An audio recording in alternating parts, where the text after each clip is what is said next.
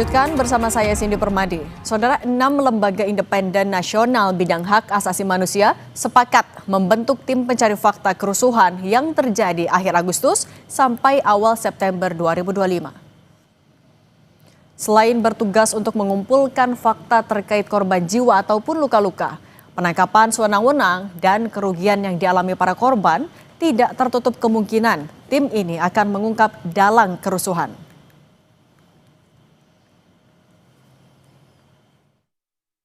Pada prinsipnya, tim LNHAM ini akan melakukan pencarian fakta untuk mendapatkan fakta-fakta sekomprehensif mungkin dari peristiwa 25 hingga September. Artinya seluruh hal yang terjadi, apakah kekerasan, apakah penangkapan sewenang-wenang, atau korban yang meninggal, korban yang terdampak dan lain-lain, itu semua akan kami identifikasi gitu ya, kemudian dianalisis dan mendapatkan satu laporan yang komprehensif dan tentunya akan disampaikan kepada Presiden dan DPR, dan akan kami informasikan perkembangan tim ini kepada publik ya.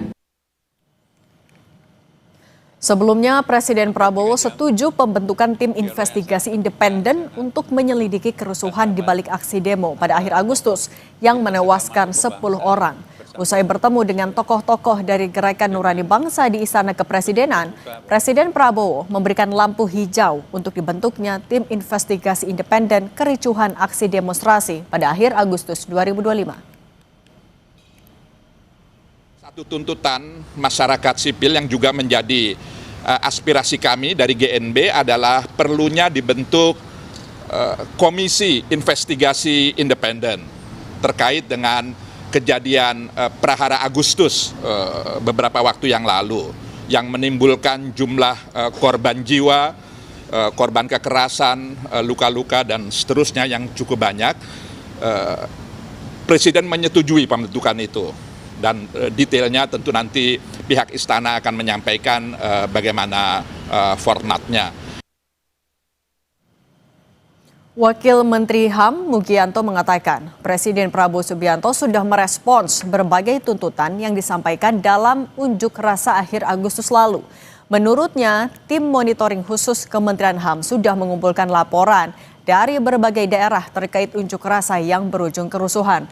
Ia menambahkan, persetujuan Presiden soal pembentukan tim investigasi menunjukkan Presiden serius menuntaskan kasus ini. Ketika Presiden kemarin mengundang para senior kita dari Gerakan Nurani Bangsa, menurut saya itu adalah persis merupakan keseriusan Presiden sampai beliau terbuka mengundang para tokoh bangsa, meminta masukan-masukan. Saya pikir itu sudah gestur yang luar biasa dari Presiden. 6 lembaga independen nasional bidang HAM sepakat membentuk tim pencari fakta kerusuhan yang terjadi akhir Agustus sampai awal September 2025. Apa yang ingin diungkap oleh tim pencari fakta ini? Bagaimana publik mengawal tim ini? Kami bahas bersama Abdul Haris Semendawai, Wakil Ketua Komnas HAM, dan Asa Kurota Aina, Wakil Ketua BMKM UGM. Selamat petang semuanya. Selamat petang Mbak Cindy, Komisioner Pendidikan dan Penyuluhan Komnas HAM ya. Oke, siap. Pak Dawai, sebenarnya apa tapi bedanya TPF yang dibentuk oleh LNHAM dengan yang dibentuk oleh Presiden?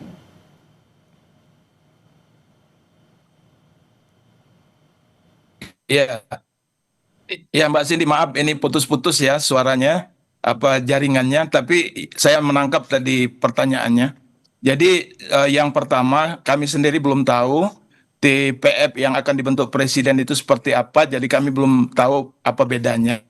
Tapi yang pasti tim investigasi atau tim independen LNHAM ini sudah kami rencanakan itu jauh sebelumnya ya. 10 hari yang lalu kami sudah berembuk untuk membentuk tim independen pencari fakta ini gitu. Jadi sebenarnya bukan karena Presiden sudah menyetujui dibentuknya tim pencari fakta, kemudian kami membentuk, bukan seperti itu. Jadi kami sebenarnya lebih dulu, dan kalaupun nanti Presiden membentuk, kami kira kita bisa bersinergi nantinya antara tim pencari fakta yang dibentuk oleh Presiden dengan tim yang dibentuk oleh Lembaga Nasional Hak Asasi Manusia, tim independen. Dan kami sebenarnya juga sebelum dibentuknya tim ini, masing-masing lembaga sudah bekerja untuk mengumpulkan fakta-fakta atas peristiwa yang terjadi di akhir Agustus dan awal September 2025 Pak ini. Dawai, tapi cara kerja Seperti dari itu. TPF LNHAM ini akan gimana? Siapa yang bakal diperiksa? Jadi gini, fokus kami kan mencari fakta, mengungkap fakta, tetapi selain itu juga kerangkanya kan kerangka hak asasi manusia ya, perspektifnya perspektif hak asasi manusia. Jadi bukan perspektif criminal justice system ya, tapi perspektifnya perspektif hak asasi manusia, artinya kami akan melihat apakah ada pelanggaran hak asasi manusia dalam peristiwa itu, kemudian berapa banyak korbannya, kemudian apa saja hak-hak korban yang harus dipenuhi, dan tentunya kita akan merekomendasikan berbagai hal hasil dari temuan yang kami peroleh. Jadi stressing kami Oke, kalau Asa, ini kan artinya sudah ada 2 tim yang dibentuk dari LNHAM, bukan yang satu lagi seperti dari... criminal justice system ya. Oke, oke Pak Dawai, kita ke Asa Ya, dulu. maaf. Kita ke Asa dulu ya Ya. Pak Dawai. Asa, Ya, ini siap, kan sudah siap, ada siap. 2 TPF. Yang satu memang kita masih nunggu dari Presiden mau kayak gimana bentuknya. Tapi Anda meyakini nggak 2 TPF ini akan bisa membuka kasus unjuk rasa ini secara lebih terang dan cepat?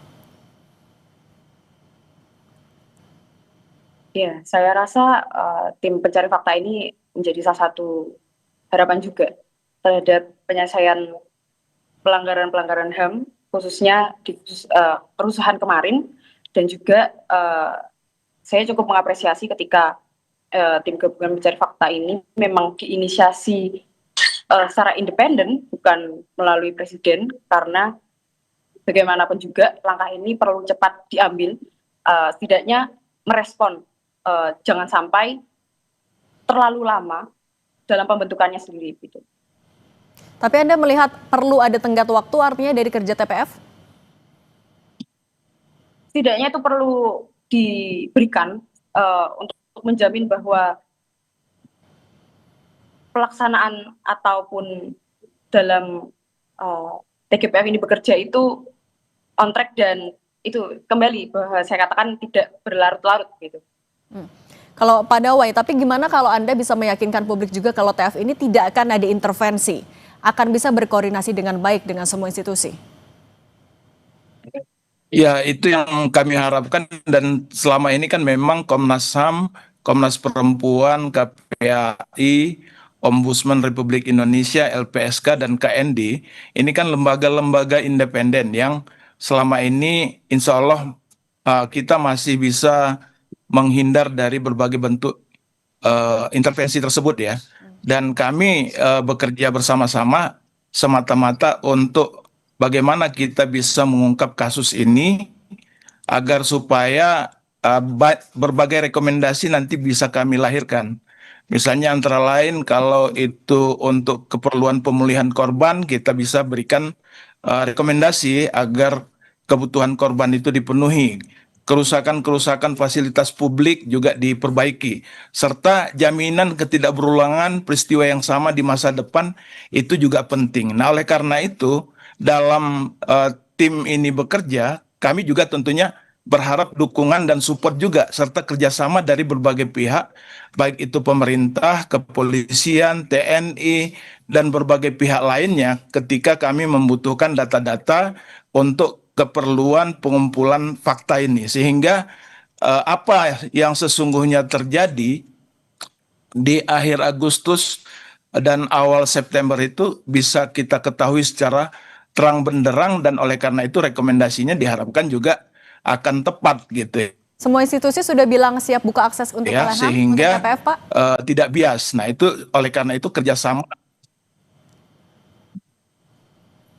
Kita sudah berkoordinasi dengan beberapa pihak, dan pada dasarnya sudah ada yang menyatakan siap untuk bekerja sama dengan kita, Tetapi kita tentunya akan lihat dalam prakteknya nanti akan seperti apa ketika kami membutuhkan data-data, apakah memang institusi yang bersangkutan misalnya membuka ruang ya untuk kami mendapatkan data-data tersebut misalnya. Itu yang pertama. Kemudian yang kedua, kami juga membutuhkan dukungan juga dari civil society, baik itu pendamping korban misalnya atau mereka-mereka yang melihat mengetahui apa sesungguhnya terjadi di lapangan misalnya. Kami juga butuh itu informasi dari masyarakat civil society ini sehingga data-data yang kita peroleh ini betul-betul berimbang gitu, tidak hanya berasal dari satu satu pihak saja. Jadi narasi yang muncul nanti adalah narasi yang betul-betul narasi yang objektif gitu, bukan narasi yang dicekokkan kepada masyarakat. Oke, Kira-kira narasi begitu, yang Mbak. utuh. Nah, kalau gitu, kalau Asa, gimana Anda dan teman-teman mahasiswa civil society yang lain akan memberi dukungan, mengawal agar hasilnya bisa terang benderang sesuai dengan apa yang dituntut oleh warga sipil? Ya, saya rasa saya secara pribadi sangat menyetujui dengan apa yang diucapkan Pak Doi tadi, bahwa civil society pasti sangat bisa saya jamin akan mendukung apa yang TGPF ini akan lakukan, juga kerjasama dengan pihak-pihak yang lain sehingga tidak terjadi bias-bias tadi. Dan memang upaya ini memang cukup baik, dan juga saya sangat mungkin mendukung juga bagaimana rencana untuk melibatkan civil society sendiri dalam pengumpulan fakta itu sendiri. Oke, tapi kalau Pak Dawes sejauh ini TPF yang sudah bekerja, sudah ada temuan barukah yang bisa dibagikan, Pak?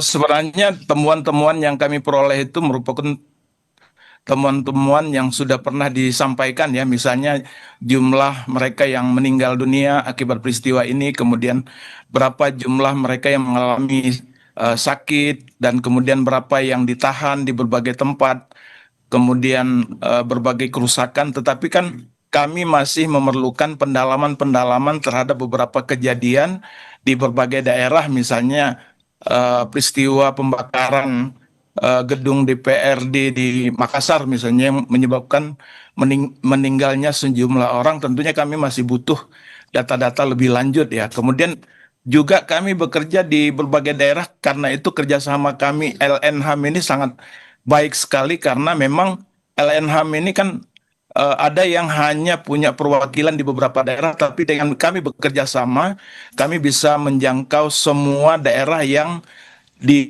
terjadi kerusuhan pada waktu itu atau terjadi persoalan pada waktu itu. Pak Dawes, Jadi tapi kalau diharapkan memang mohon maaf saya potong, tapi Pak Dawes kalau Siap. data dari Komnas HAM terakhir, berapa jumlah korban yang meninggal karena kekerasan, berapa korban luka akibat kekerasan, data-datanya bagaimana? ya yang kita peroleh untuk yang meninggal kan 10 ya, 10 orang ya. Sampai sekarang masih kami dapat data seperti itu, belum ada perkembangan. Kemudian yang luka-luka tersebar di berbagai daerah. Saya sendiri kurang pasti ya untuk jumlahnya. Tetapi data misalnya bukan hanya dari pihak masyarakat sipil yang luka-luka, tetapi juga ada dari pihak kepolisian misalnya yang dirawat dan lain sebagainya. Kami juga punya data dari teman-teman LPSK yang juga memiliki data tersebut. Jadi kami akan kombinasikan semua data ini sehingga menjadi data utuh yang terrekapitulasi secara baik, dan kami dalam bekerja akan menyampaikan setiap perkembangan ini kepada publik secara berkala. Jadi mudah-mudahan progres dari tim ini juga akan terlihat di dalam waktu-waktu yang akan datang.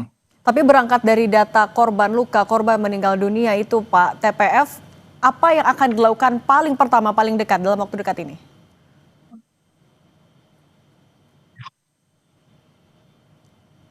Ya, yang pertama yang akan kita lakukan adalah kita sebenarnya sudah mengunjungi ya dari pihak keluarga, dan juga kita ingin mendapatkan data yang sangat akurat terkait itu.